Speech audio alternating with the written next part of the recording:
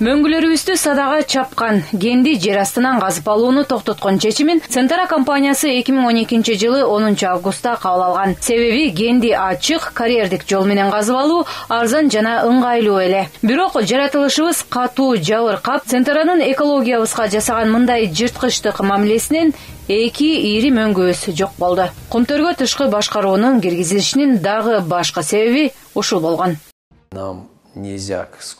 Ал жерде алтын эмес, алмаз болсо дагы планетадагы эң баалуу ресурс болгон. Мөңгүлөрдү талкалабашыбыз керек.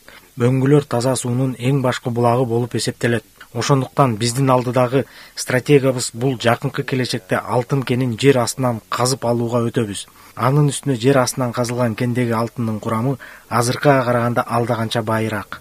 Жер астынан кен казууга өтүү оңой олтоң иш эмес. Коопсуздук маселеси башкы орунда болуп, кылдат даярдык көрүү керек. Эң башкысы бул адамдардын коопсуздугу.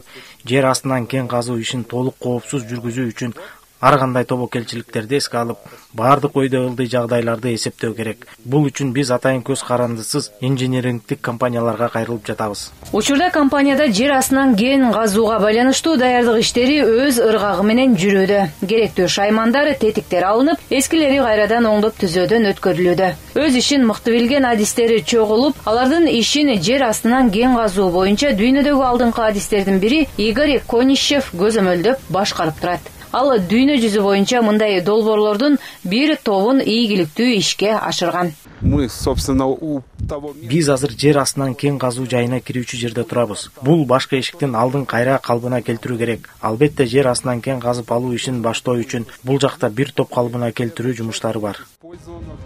Игорь Конищев жана анын командасы германиялык адистер менен бирге кенге кирүүчү эски жолду текшерип, кылдат талдоо жүргүзүшөт. Жер астынан кен казуучу бул жер 10 жылдан ашык туруп калгандыктан коопсуздук жагын сөзсүз иликтеп чыгуу керек.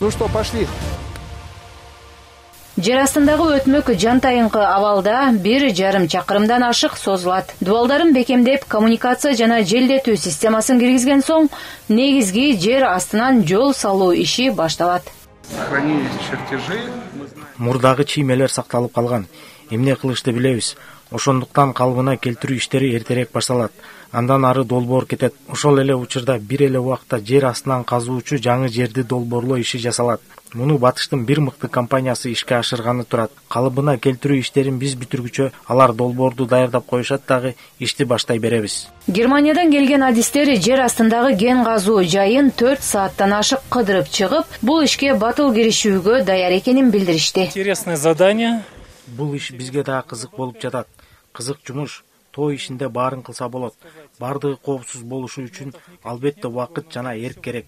Эң башкысы ушул. Кенди жер астынан иштетүүнүн эң башкы артыкчылыгы курамында алтыны көп кенди хирургиялык тактык менен таап, дал ошол жерди казып алууга мүмкүнчүлүк берет. Буюрса, адистер ишти жаз айы менен баштаганы жатышат.